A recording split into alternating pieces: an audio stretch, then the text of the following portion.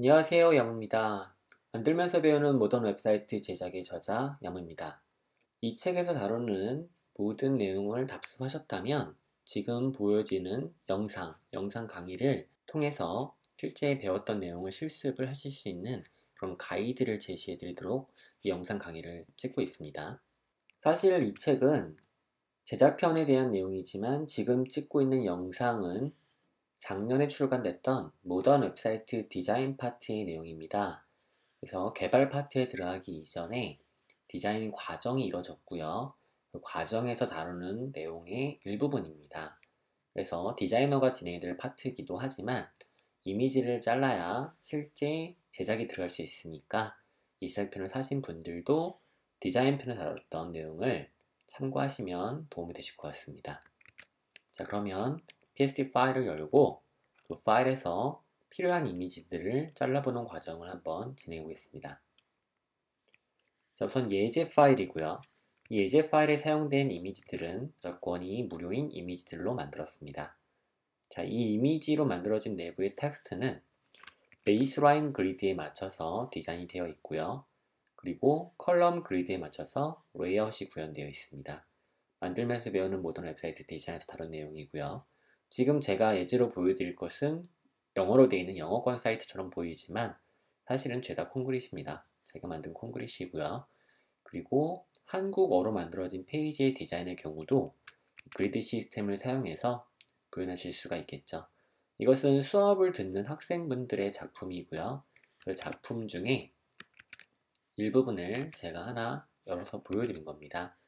그래서 이 내용을 보시면 컬럼 그리드에 맞춰서 그리고 베이스라인 그리드에 맞춰서 오브젝트를 배치한 걸 확인하실 수가 있겠죠. 자, 우선 이건 학생의 결과물이니까 학생 결과물이 아니라 여러분들의 책의 실습을 위해서 만든 예제로 진행을 한번 해보도록 하겠습니다. 제가 사용하고 있는 포토샵의 버전은 CC 2014 버전이고요. 하이 버전에서는 이 영상에서 보여주는 기술이 사용되지 않을 수 있습니다. 그 점 참고해 주시고 이미지를 빠르게 자르는 모던 테크닉을 한번 살펴보도록 하겠습니다. 자, 우선 이미지를 자르는 테크닉을 살펴보려면 환경 설정, 프리퍼런스, 그 안에 있는 플러그인 부분에서 확인해 주실 것이 있습니다. 매cin토시의 경우는 프리퍼런스가 바로 이 부분에 있지만 윈도우즈의 경우는 에디트의 끝자락에 있게 되겠죠. 그래서 이 점은 조금 다른 UX를 제공하지만 대부분의 포토샵 기능은 동일하기 때문에 제가 지금 맥으로 진행하더라도 따라오시는데 큰 무리는 없을 것 같습니다. 프리퍼런스에 보게 되면 플러그인을 체크하고요. 플러그인 패널이 열리게 되면 여기 있는 Generator, 생성기죠. 생성기에 Enable Generator 이 부분이 체크가 되어야지만 사용하실 수가 있는 기능입니다. 저것이 체크되는지 확인하시고요. 메뉴에 파일을 클릭한 다음에 Generate의 이미지 Asset이라고 되어 있는 부분 보이시죠? 이 부분이 체크가 되어 있어야 됩니다.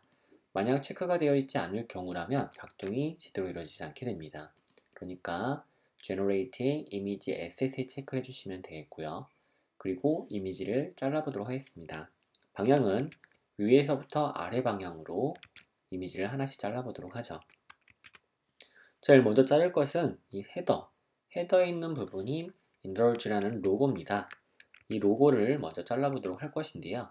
기존 방식과 다르게 포토샵 CC 버전부터는 이 파일명에 맞는 이미지를 자동으로 잘라낼 수가 있습니다. 자, 잘라보도록 할게요. 이것은 이제 indulge라는 로고죠. 헤더 logo.png 8. 자, 8라고 입력을 한 건 png에는 버전이 뭐 8도 있고 24도 있고 32도 있는데 실제 지금 인덜지에 사용된 로고의 값의 색상은 단색이죠. 그렇기 때문에 굳이 32로 저장하지 않고 png8로 저장을 해보도록 하겠습니다. 자, 이렇게 이름을 바꿔주기만 하면 자동으로 이미지 에셋이 생성되기 때문에 현재 저장되어 있는 포토샵 파일에 동일한 위치선상에 ass라는 폴더가 생기고요. 그 안쪽에 보시면 헤더 로고 파일이 생기게 됩니다. 잘라진 걸 확인할 수 있겠고요. 레티나 디스플레이를 또 대응을 하려면 얘를 그대로 복사하시고요. 그 다음에 콤마 200% Ctrl V 하신 다음에 add 2x라고 저장을 하시게 되면 화면에 보여지는 것처럼 일반 스탠다드 디스플레이랑 레티나 디스플레이 이미지가 둘 다 잘라지게 됩니다. 만약 레티나 HD의 경우는 3X죠. 그런 경우에는 300%로 정하시면 돼요. 이렇게 확대해도 깨지지 않게 되는 이유는 현재 화면에 그려져 있는 이 로고 데이터는 포토샵에서 만든 벡터 데이터와 타입 텍스트로 구성되어 있는 레이어이기 때문에 그렇습니다. 그래서 벡터이기 때문에 확대해도 깨지지가 않는 것이죠. 그리고 화면에 배치하기 위해서는 스마트 오브젝트라는 기능을 사용해서 원본 데이터를 보존한 것을 확인할 수 있습니다. 이렇게 빼냈고요. 만약 이제 여러 개를 자르다 보면 뭐 헤더 섹션, 내비게이션 섹션, 콜 투 액션 이런 섹션에 대한 부분들을 별도로 이제 그룹핑을 하고 싶을 수가 있겠죠. 이런 경우라고 한다면 이곳에 헤더라고 폴더 형식으로 이름을 입력을 하시면 됩니다.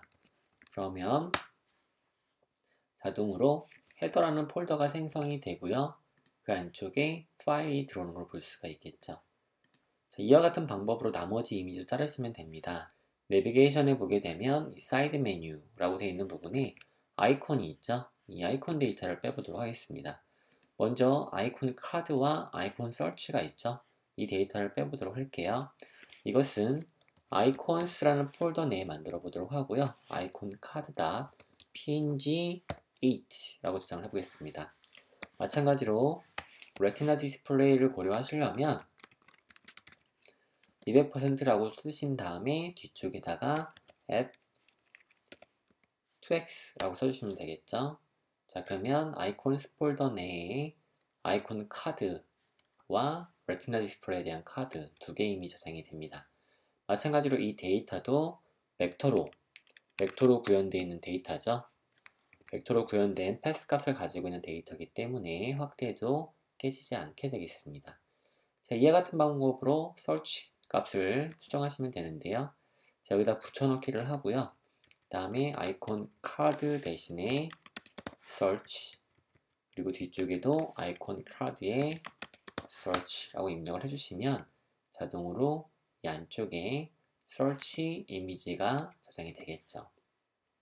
자, 이렇게 해서 내비게이션 부분에 있는 이미지도 저장을 했고요. 아래쪽에 보게 되면 콜 투 액션 버튼이 있습니다. 액션 버튼에서 이미지로 빼낼 것은 바로 이 플레이 버튼이 되겠죠. 이 부분을 선택을 하고요. 선택을 한 다음에 아이콘 플레이가 있습니다. 이 부분도 컨트롤 V를 한 다음에 아이콘스 폴더 내에 카드 대신에 플레이라고 써주도록 하고요. 저장을 해보도록 하죠. 그러면 아이콘 플레이 이미지가 마찬가지로 저장이 되겠죠. 자, 그 다음에 콜 투 액션 부분을 넘어서서 하단에 있는 부분의 이미지를 보시면 크게 아이콘은 없기 때문에 이미지는 별도로 이런 이미지들을 빼보도록 하고요. 아래쪽에 보시게 되면 이곳에 소셜 네트워크 이미지 아이콘들이 있습니다. 자, 얘를 한번 빼보도록 할 수 있는데 얘는 현재 타입으로 구성이 되어 있고요. 이 타입의 경우는 지금 폰트 어썸이 사용이 되고 있습니다. 그래서 이것은 폰트 어썸 폰트를 사용하는 웹폰트 형태의 아이콘을 사용할 수 있는데요. 만약 웹폰트 형태로 폰트 어썸을 쓰지 않으실 거라면 이 역시 이미지 데이터로 빼내실 수가 있게 되겠죠. 자, 이 부분을 한번 보도록 하겠습니다. 텍스트 레이어라고 해서 크게 다르지 않습니다. 마찬가지로 아이콘이기 때문에 아이콘스 폴더에다가 집어넣도록 하고요. png8 데이터로 저장하겠습니다. 콤마 200% 사용을 하고요. png8까지 코드를 카피해서 add 2x라고 저장을 하도록 할 수 있겠죠. 자, 세이브를 하게 되면 역시나 페이스북 스퀘어에 대한 이 png 데이터 파일이 두 개 파일이 만들어지게 되죠. 자, 동일한 방법으로 트위터와 유튜브 플레이 버튼도 변경해 보겠습니다.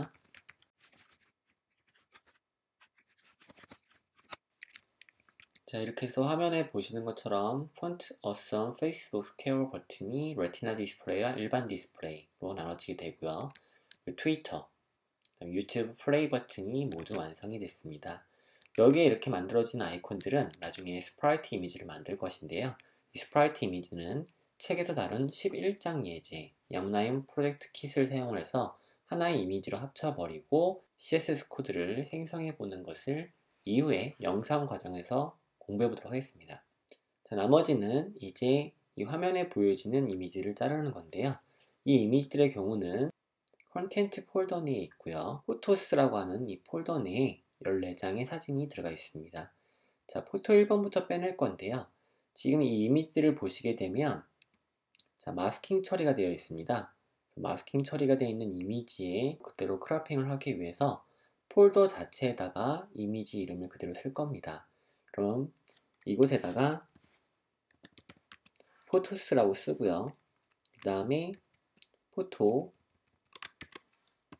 01 이미지로 얘는 JPG 파일로 저장을 하겠습니다. JPG 다음 콤마 자, 레티널 대응을 할 거니까 200% 마찬가지로 at 2x 라고 저장을 하면 되겠죠. 그럼 그대로 세이브를 해보도록 하게 되면 역시나 포토스라는 폴더가 생기게 되고요. 보면 1배 이미지, 2배 이미지 자, 지금 저장이 돼요. 이 이미지 역시 마찬가지로 원본 데이터는 스마트 오브젝트로 작업이 되어 있기 때문에 해상도가 2896에 1644 상당히 큰 이미지죠. 그렇기 때문에 빼는 이미지는 깨지지 않고 화면이 제대로 구현이 될 것입니다. 동일한 방법을 사용해서 포토 2번부터 14번까지를 저장해 보겠습니다.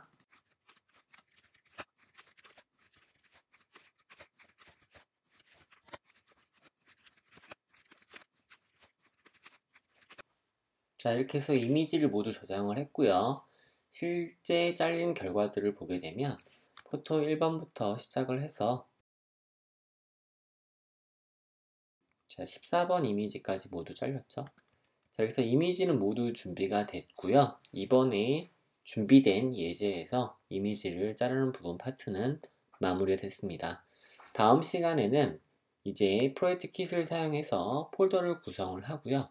실제 이미지들을 최적화하는 과정들 그리고 프로타입을 만들어 볼 겁니다. 그래서 수지를 사용을 해가지고 이 그리드 시스템에 맞는 그런 데이터들을 변경하는 것을 한번 확인해 볼 것이고요. 이어서 실질적으로 프로타이핑을 토대로 완성되는 결과물들을 여러분은 확인하실 수 있을 겁니다. 다음 시간에 뵙도록 하겠습니다.